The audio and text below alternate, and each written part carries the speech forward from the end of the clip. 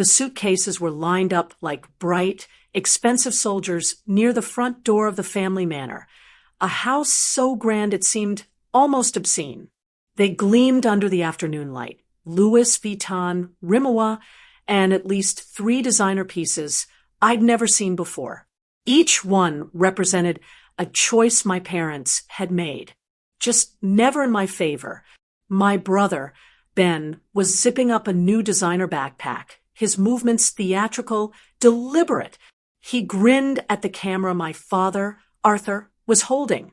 Arthur was a man who had built his entire life on the performance of success, tailored suits that didn't quite fit his personality, a smile that never quite reached his eyes, and a voice that grew louder whenever he felt insecure. "Say hi to the Maldives. Everyone!" Arthur called out, his voice booming and false, clearly meant for the video he was filming. The kind of video he'd post on his business social media later, with some caption about well-deserved success and the fruits of hard work. The irony would have been funny if it hadn't hurt so much. My mother, Vivian, walked right past me, not around me, but deliberately through the space where I stood, adjusting the silk scarf she'd bought for the trip. She moved with the careful precision of someone who had spent decades perfecting the art of graceful dismissal. She stopped, turning back just enough to look over her shoulder, as if I were an afterthought, a detail someone had asked about in passing. "Oh, Eliza," she said, her voice dripping with the false sweetness she reserved for her most cutting remarks. "We talked about this. It's just too much work, and frankly, darling, you never fit in on trips." The words landed like they always did, with practiced cruelty disguised as concern. Ben snickered, loud enough for me to hear, the kind of snicker that said, "We both know what she really means. You're the problem. You always have been." My stomach clenched so tight, I thought I might double over. The exclusion was a knife I'd felt for 20 years, ever since I was 12 and too quiet for a Caribbean cruise, 15 and too awkward for a European tour, 25 and somehow still not right for anything that mattered to them. But this public, smiling dismissal, right before they flew to the most luxurious place on earth, the Maldives, where the water was turquoise and the resorts cost more than most people's annual salaries, felt like something different. It felt like a deep stab delivered with a smile. My vision swam with hot, angry tears, but I blinked them back. Hard. I wouldn't cry. Not in front of them. Not anymore. What had just happened to me? My family had just excluded me from yet another trip. But this time, something inside me shifted. This time, I didn't retreat to my room and cry quietly into my pillow. This time, I stayed still. I watched them. I observed. And later, when they were distracted with last-minute packing and animated phone calls about resort upgrades, I did something I'd never done before. I started paying attention to things that didn't add up. My name is Eliza, and I am 32 years old. I am an operations specialist, someone whose entire career has been built on fixing broken systems, finding hidden inefficiencies, and identifying the invisible threads that hold organizations together. I'm the person companies call when things are quietly falling apart, the person who sees what everyone else misses. To my parents, Arthur and Vivian, and my golden boy brother, Ben, I am something else entirely. The awkward, quiet girl who ruins the fun. The one who asks too many questions. The one who doesn't understand that sometimes image matters more than truth. The one who simply doesn't fit. For 20 years, every major family event, from Caribbean cruises to European tours to 3 different trips to Aspen, has started with the same casual cruelty. A comment delivered with a smile. A reason that always sounded reasonable when Vivian explained it. A door that closed gently but firmly in my face. The reason I didn't get invited on trips wasn't just because I was difficult or too quiet, or because I didn't know how to have fun. I would eventually learn it was so much worse than a preference or a personality mismatch. The very first thing I did after they pulled away from the manor was check the family's rental calendar. The one I wasn't supposed to know about, tucked away in a shared Google account under a name that wasn't obvious. It took me 11 minutes to crack the password. Arthur's security question. Answers were painfully predictable. His mother's maiden name was literally searchable on her LinkedIn profile. I was horrified by what I found. My childhood room. The only room in that house that had ever felt like a safe space, with its corner window and the view of the garden, with the oak bookshelf I'd painted lavender when I was 16, with the narrow bed where I'd read 1,000 books and dreamed 1,000 dreams, was booked out to tourists. Every week. For the past 3 years. The calendar showed it clearly. $320 per night. Airbnb premium listing.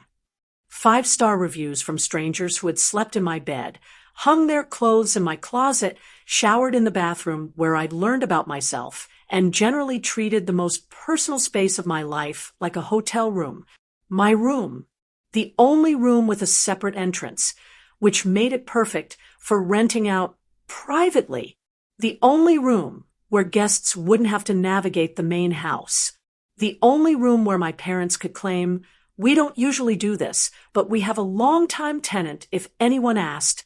They didn't want me there because I would interrupt their petty, illegal scheme. I was the inconvenient variable in their equation. They needed the money more than they needed their daughter. The thought of strangers sleeping in my old bed, touching the books on my shelves, using my space as a transient stopover point while my parents sailed on yachts and took private car services to 5-star restaurants. That thought ignited something cold and hard inside me, a rage that finally, mercifully, burned away the sadness. The sadness had been suffocating me for 2 decades. But rage was clarifying. But as I dug deeper into their finances, something I had access to through the family business accounts, thanks to administrative passwords that had never been changed, I discovered the financial issues ran far deeper than short-term rental income from my childhood room. Their property management company, Vance & Sons, was failing. The business had been bleeding money for years. They kept buying expensive gifts for Ben, a vintage Rolex for his birthday, a Range Rover for graduation, a down payment on a penthouse apartment when he turned 25. They financed increasingly extravagant trips by taking out massive, high-interest loans. They were desperate to look successful, not because they wanted financial security, but because they needed to attract major clients. I had offered to help 3 years ago. I'd presented a detailed analysis of their operations, highlighted the inefficiencies in their property management protocols, and outlined a restructuring plan that could have saved them thousands a month. I had spent 3 weeks preparing that presentation. Arthur had laughed me off before I finished the first slide. "You're too stuck in the details, Eliza," he'd said, his tone dismissive in a way that suggested I'd said something naive. "We need vision, not spreadsheets. Vision is what sells clients on a company. Details are for accountants." He was a narcissist who couldn't admit he needed the daughter he constantly belittled. He was a narcissist who would rather fail spectacularly than acknowledge that the awkward girl he'd excluded from family vacations might actually know something useful. This was his fatal flaw. I started digging into the company's contracts with obsessive focus. My job had taught me how to read legal documents the way other people read novels, absorbing every clause, every contingency, every hidden provision that could become critical later. Vance & Sons specialized in managing historical properties, mansions, estates, preserved landmarks. It was a niche that demanded meticulous, almost impossible accuracy. One wrong measurement, one missed detail, and a client could lose millions during restoration work. The margin for error was effectively zero. That's when I found the secret. In a filing cabinet in my father's office, one he still kept locked, but whose key he'd hidden in the same place he'd hidden it for 15 years, a fake book on the shelf, because Arthur lacked imagination, I discovered documents about a machine. The machine wasn't mentioned in any of the company's official marketing materials or client portfolios. There were no photos of it in the office, but there were maintenance receipts, calibration logs, and a service contract with a specialized tech firm that cost $15,000 per quarter for a machine nobody was supposed to know about. I followed the paper trail back further, through decades of records, and found the real origin story. My late grandfather, a brilliant but eccentric inventor who had died when I was 12, hadn't left me money. But he had left me something more valuable. He had left me the chronocyte. It was stored, unused and gathering dust, in a hidden workshop behind my old closet. A workshop I'd actually known about when I was young. My grandfather had shown it to me, but which I'd completely forgotten about in the chaos of adolescence and family dysfunction. The chronocyte was a unique, custom-designed 3D laser scanning system. There was nothing quite like it on the market. It could map historical structures with millimeter-precise accuracy, creating digital blueprints so detailed and comprehensive that clients could restore properties without ever making a single guess about original specifications. It was, in technical terms, a genius piece of engineering. And my parents had built their entire business on it. They hated the chronocyte because it was complicated, because understanding it required precision and patience, and the exact kind of detailed thinking that my father had dismissed in me. But they relied on it completely. It was the only way they could do the super detailed, millimeter-precise digital mapping required for their high-end historical restoration contracts. It was the reason exclusive clients hired them. It was the reason they could charge premium rates. Arthur and Ben told their clients they had proprietary technology developed in-house. They implied that the machine was the result of years of innovation and expertise. They never gave me credit. They didn't even acknowledge that the chronocyte existed, much less that it came from my grandfather's workshop. They claimed the machine was an old company asset, something that had been developed decades ago, before my time. They didn't want me near it because they were terrified, deeply, viscerally terrified, that I would learn how vital it really was. Because if I learned that they were dependent on my grandfather's invention, I might ask questions. I might want to know why the inventor's granddaughter wasn't mentioned in the company materials. I might suggest that my expertise could be useful. I might become harder to dismiss. So they kept the workshop secret. They kept the chronocyte hidden. And they kept building their image of success on the back of an innovation they couldn't and wouldn't understand. I realized sitting in my apartment that night after watching them drive away with their suitcases and their designer luggage and their practiced waves that the entire house of cards, the vacations, the luxury image, the golden boy treatment for Ben, the systematic exclusion of me, was built on a small, heavy machine hidden behind the wall of my childhood bedroom. The machine was the only thing that gave Vance and Sons legitimacy, and it belonged to me. I needed to see exactly how they used the chronocyte. I needed to understand the full scope of their dependence on it before I made any decisions. While they were putting final touches on their packing, while Arthur was still filming footage for social media and Ben was on a work call, I pretended to leave. I called goodbye from the front door. I let them hear the car door close.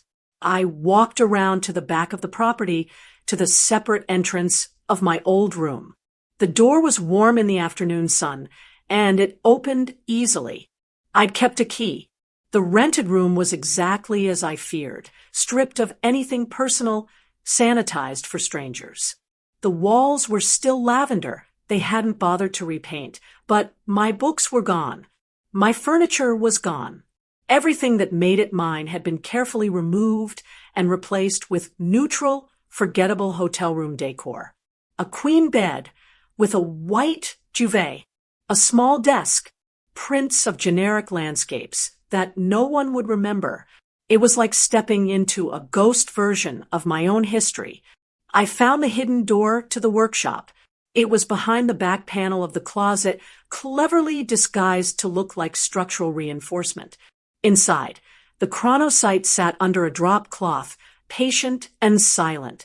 Years ago, my grandfather, who had always treated me with a kind of understanding that no one else in my family seemed to possess, had taught me how to use the chronocyte's unique, non-standard operating system. He had walked me through its interface, explained its logic, and most importantly, he had shown me something else. He had shown me the emergency override. It was a small physical key, custom-made, impossible to replicate, and a complex 20-digit encryption code. If activated together, they would completely lock the machine down, rendering it useless for months. The lockout would require a forensic team and specialized equipment to bypass. It was the kind of security feature that genius inventors built into their own work, a last resort failsafe in case the technology was stolen, which it had been. My grandfather had given me the key and the code when I was 10 years old. We were sitting in the workshop, surrounded by half-finished projects and the smell of machine oil and possibility. "This is your inheritance, Eliza," he'd whispered, pressing the tiny key into my palm. "Not money, not property. Those things are temporary. But knowledge and power. Power is quiet, Eliza. True power doesn't announce itself. Use this only when someone tries to steal your work. Use this when someone tries to take what belongs to you." I had stored the key in a safe deposit box and memorized the code obsessively, the way some people memorize songs. I had eventually forgotten about them in the chaos of being a teenager in a house that didn't want me. But now, staring at the bulky machine that my parents had built their empire on, the machine they had stolen from my grandfather's legacy, I understood his wisdom completely. This was not petty revenge. This was not a spiteful daughter lashing out at her parents for exclusion and cruelty, though it was partly that. This was protecting my grandfather's legacy from thieves. I left the workshop exactly as I found it. I left no evidence that I had been there. I didn't activate anything. Not yet. I needed more information first. I needed to understand the full scope of their deception. That night, I hacked into their company calendar again, using my knowledge of Arthur's terrible, entirely predictable passwords. He cycled through 3 variations of Vance & Sons, always with a number at the end, Vance & Sons 2023 and Vance & Sons 2024, and so on. I guessed correctly on the second try. I found it buried in their most recent communications, the Grand Historical Restoration Project. This was their biggest deal ever. Not their most important deal, their absolute biggest. The contract was worth millions, specifically $8.3 million. It was a complete digital mapping and restoration plan for a historical estate on the East Coast, a property that had been in one family for 3 generations. The client was a consortium of preservationists and historians, all of whom had extremely high standards and absolutely no tolerance for mistakes. The project relied 100% on the chronocyte's unique scanning capabilities. The client had specifically chosen Vance & Sons because of their proprietary technology. They had even included a clause in the contract about it. The scanning work could not be outsourced, could not be delegated, and could not be completed using any other equipment. The deadline for the first major delivery, the initial scanning phase that would form the foundation for everything else, was just 8 days away. 8 days. My family was leaving for the Maldives and would be gone for 2 weeks. The timing was almost too perfect. This was the poetic justice I had craved without even knowing I was craving it. They were leaving for the Maldives, spending the last of their borrowed money on a ridiculous, obscene trip to maintain an image for the very client whose project they would now fail spectacularly on. They were arrogant enough to believe the chronocyte would just run itself.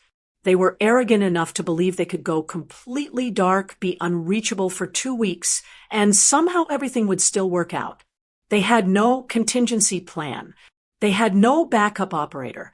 They had no one else who understood the machine, because they had spent 2 decades systematically excluding the one person who actually could help them. All I had to do was wait for them to be completely, hopelessly unreachable. The final humiliation came 2 days before they left. They held a small, private dinner with the clients from the grand project. I was, of course, excluded. The conversation about the dinner happened around me, discussed as if I wasn't present. Vivian mentioned it to Arthur while I was in the kitchen. She didn't invite me. She didn't even acknowledge that I existed.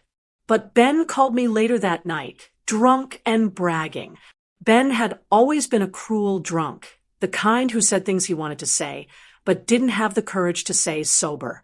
"Guess what, Eliza?" He slurred, his voice bright with malice. The client, this really prestigious client with serious money, asked about your specific expertise with data archiving. Asked specifically if you were involved in the project. Dad told them you were working on a long-term personal project out of state and that I was handling everything. I told them you're too socially awkward to deal with big clients. Anyway, the guy actually laughed. His words were meant to sting, and they did sting in the way that family cruelty always stings, with the weight of repetition, of knowing that this was the narrative they had built about me. Awkward, difficult, socially inept, useless. But the sting was different this time, because now I understood what was really happening. They had lied to their biggest client. They had specifically claimed that I was unavailable and that Ben was handling the work that only the chronocyte could do properly, the work that only I understood how to do. They had risked their largest contract and their company's reputation based on a lie. They had risked everything, and then mocked me for the expertise they desperately, secretly relied on. That's when I made my final decision. The night before their flight, I drove back to the manor one last time. I used my key to enter through the separate entrance. I walked through the sanitized shell of my childhood room. I found the hidden door to the workshop. The chronocyte was still there, waiting, patient in the darkness. I felt no anger as I approached it. Anger is a hot emotion. What I felt was cold, clear, and absolutely certain. It was the feeling of someone who had done the calculations and knew exactly how the ending would unfold. I accessed the control panel. My grandfather had taught me how years ago, and my fingers remembered the sequence. I inserted the tiny, custom-made physical key into the access port. My hands were steady. My breathing was steady. I was exactly where I needed to be. I typed in the 20-digit override code. The numbers long memorized, the sequence burned into my memory like a prayer or a spell. I activated the total system lockout. The screen flashed a single permanent error message, core system integrity failure. It was perfect, not in a satisfied, petty way, in a clean, final, absolutely irrevocable way. The system was now locked down with a non-standard military-grade encryption that would take a forensic team weeks, if not months, to bypass. The machine wouldn't respond to normal troubleshooting. It wouldn't reset with a simple restart. It had been put into a state of hibernation so deep and so comprehensive that even the most skilled technician would struggle to wake it. I removed the key and placed it back in my safe deposit box the next morning before the bank closed. I left the workshop exactly as I found it. I left no note. I left no evidence. I left nothing but the simple, undeniable fact of the locked machine. I was ensuring that the very machine they had stolen from my grandfather, the asset they had relied on while calling me useless, would be the instrument of their financial ruin. They couldn't hire a replacement for the chronocyte. It was one of a kind. They couldn't finish the grand project. They couldn't meet the deadline.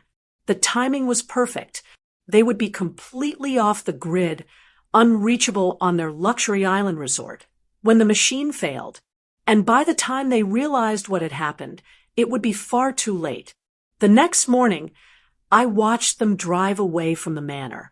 Arthur was behind the wheel, waving with practiced enthusiasm, the kind of wave you'd give to people at a party you were glad to be leaving. Vivian was adjusting her sunglasses in the passenger seat, already in vacation mode. Ben was in the back, typing on his phone, probably work messages, probably checking on the grand project that he had so confidently claimed to be handling. Arthur even managed a small, patronizing salute as they turned onto the main road. A wave that somehow managed to be both dismissive and condescending at the same time. I didn't wave back. I immediately started tracking the time difference. They were flying east, losing 12 hours with each hour that passed, which meant that they would land in the Maldives right when Ben's team would need to start the detailed scanning for the grand project deadline. They would land in paradise at exactly the moment when their empire began to crumble. The poetic justice was almost too perfect. I waited patiently. My life continued normally.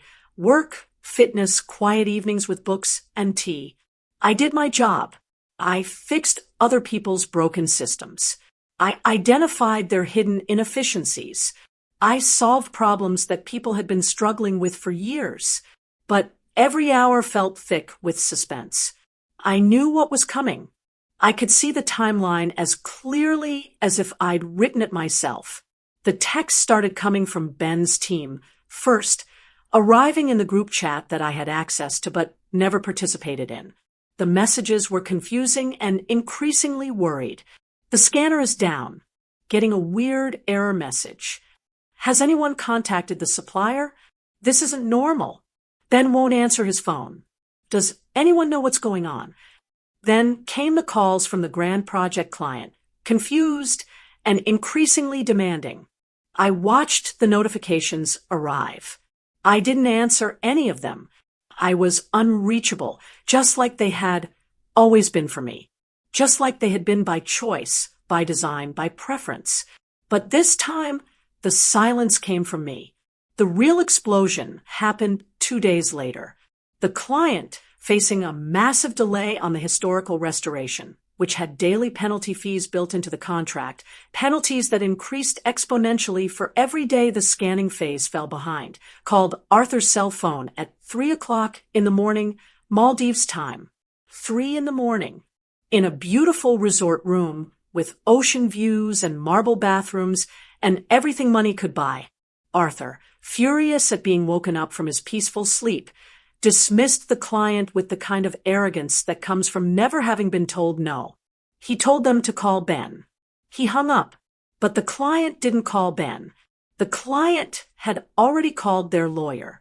This was the moment the public face of Vance & Sons began to crack, not with a dramatic sound, but with a small, inevitable click, the sound of a legal mechanism engaging. Arthur and Vivian had to cut their vacation short, paying a devastating cancellation fee to the resort.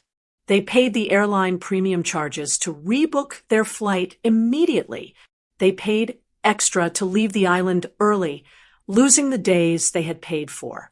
They arrived home, jet-lagged, pale, and panicking. I watched their arrival from my apartment window, which had a view of the street they lived on. They pulled into the driveway of the manor with the urgency of people who knew something was very wrong. They went straight to the workshop. I knew exactly what they would find. The chronocyte flashing its unshakable error message. The machine would be unresponsive to their attempts at troubleshooting.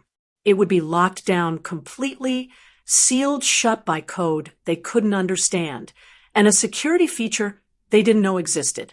They couldn't call a normal technician. The machine was too obscure. The system was too specialized. Even if they did call someone, there was no one who understood it well enough to undo what my grandfather had so cleverly engineered.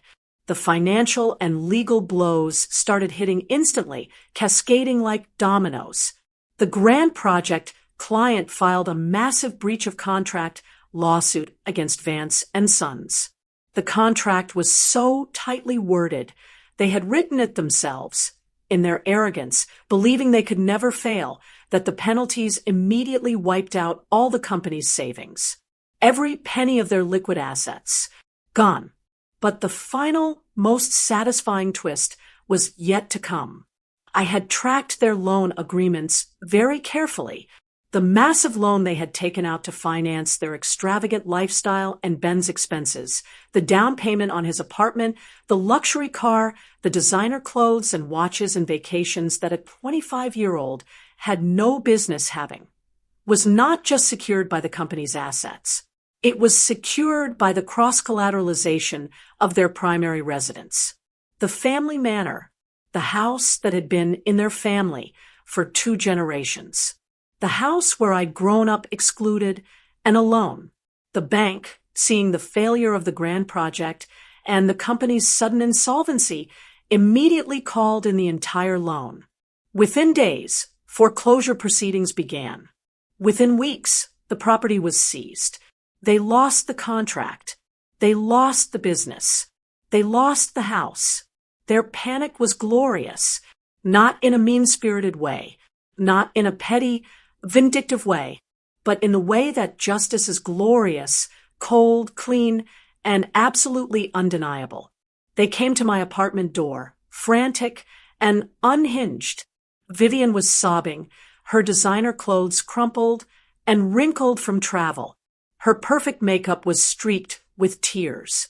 She looked like a person who had been turned inside out by circumstance. Arthur's face was a mask of pure terror, the kind of terror that comes from watching your entire identity, your success, your status, your image dissolve in real time.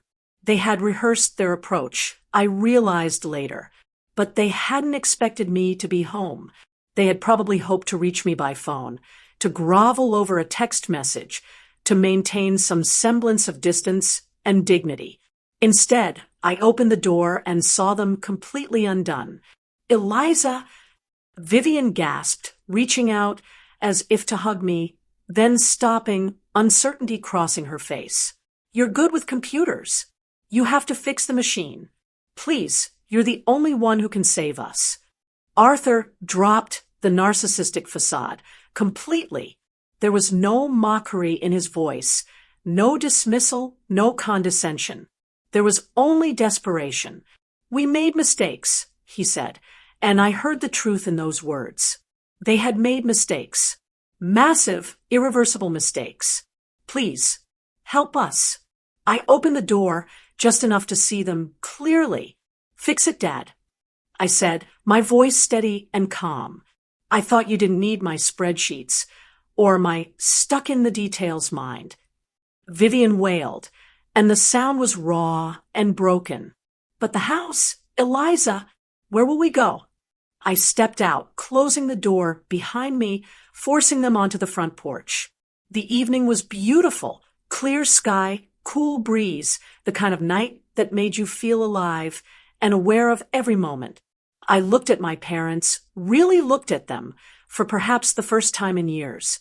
I saw them clearly, not as the powerful figures who had excluded me, not as the successful business owners I'd always thought they were, but as they actually were, 2 people who had built their entire identity on a machine they didn't understand, from a grandfather they hadn't appreciated, from an innovation they had stolen and misrepresented.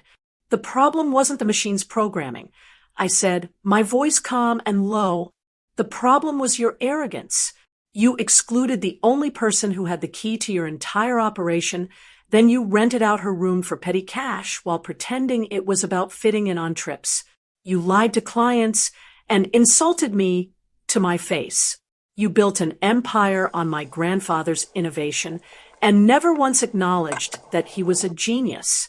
And when everything collapsed, your first instinct was still to use me, still to expect me to fix your problems." Arthur started shouting, calling me a spiteful monster, saying I was ungrateful and cruel.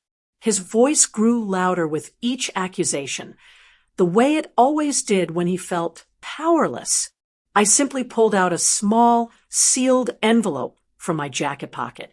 "You know where the key is, Dad?" I said quietly, and my quiet voice somehow cut through his shouting more effectively than any volume could. The real key to the chronocyte's emergency override, the physical key and the 20-digit code that would unlock everything. Their faces changed. Hope flickered. Desperation intensified. "It's right here," I continued, holding up the envelope. "My grandfather gave it to me when I was 10 years old. He said power is quiet and that I should only use it when someone tried to steal my work. He was talking about this exact moment." I dropped the envelope at their feet. "But I won't be using it." "Not for you," I said. "The real key is in my safe deposit box, and it's going to stay there. Because my grandfather's legacy is mine to protect, not yours to profit from, not yours to use and then discard. Mine." The look on their faces, the realization that I had the power and was simply choosing not to use it, that I could save them and I was choosing to let them fall, was something I would remember for the rest of my life. It was the moment they finally understood what it felt like to be powerless. 2 weeks later, the family manor was sold by the bank to cover the debt. Arthur and Vivian moved into a tiny, cramped rental apartment in a part of town where the walls were thin and the view of the street was their only connection to the outside world. They lost their business. They lost their life savings. They lost the house that had been their anchor for 2 generations. Ben was forced to take a low-paying job in an unrelated field, not even in property management, which he had claimed expertise in, but in something entirely different, something that required work and humility and the kind of responsibility he'd never had to face before. He covered his own debts and his own expenses, and for the first time in his life, understood what it meant to earn money. I never spoke to them again, not because I was still angry. The anger had burned away, leaving something cleaner behind, but because there was nothing left to say. We had said everything that mattered. We had lived out the consequences of their choices.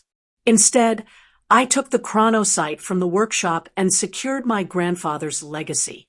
I had the machine carefully restored by a specialist who understood its value. I documented its history. I created a comprehensive record of my grandfather's innovation that would never be erased or forgotten.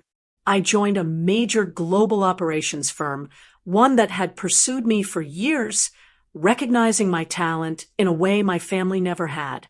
They celebrated my expertise. They respected my eye for detail. They understood that the things I saw, the hidden inefficiencies, the invisible connections, were valuable and important. I became the person I was always meant to be. On quiet evenings, I sometimes thought about my family, not with anger, not with regret, but with a clear understanding of what had happened and why. They had built their empire on innovation they didn't understand and couldn't control. They had excluded the person who actually held the key to their success. And when everything fell apart, they expected me to save them, because that's what children do, isn't it? They save their parents. They forgive them. But I couldn't forgive what they hadn't actually apologized for. And I wouldn't save them from consequences that were entirely of their own making. My grandfather's words came back to me sometimes in the quiet moments. Power is quiet, Eliza. True power doesn't announce itself. I had learned that lesson well. I had the power to fix the chronocyte. I chose not to. That was my power. I had the power to save my family from ruin. I chose not to. That was my power. And somewhere in that quiet choice, I found something that my family had never had and never would have. Authentic peace. Not the manufactured peace of vacation resorts and designer luggage. Not the false peace of carefully curated social media. But real peace, the kind that comes from knowing exactly who you are and what you're worth, regardless of what anyone else thinks. They lost everything because they were too arrogant to include the person they called useless. I gained everything by letting them learn the consequences of that choice. The machine was my inheritance, but the lesson was theirs. And sometimes the greatest victory isn't the one you celebrate loudly. It's the one that lives quietly in your heart, burning steady and eternal. The knowledge that you were right all along. And the world finally agrees. If you've made it this far, you understand. Respect is non-negotiable. My worth wasn't defined by who got the yacht tickets or the credit for my grandfather's technology. They called me difficult while they were using my inheritance and ultimately their own arrogance to destroy themselves. My story proves that silence can be a weapon and patience can be power. Your boundaries don't make you difficult. Your survival makes you extraordinary. Tell someone who's been gaslit into invisibility. The revolution happens when you decide to write your own ending. Your worth was never in question. Have you ever had to prove your worth to a family that underestimated you? Share your story below.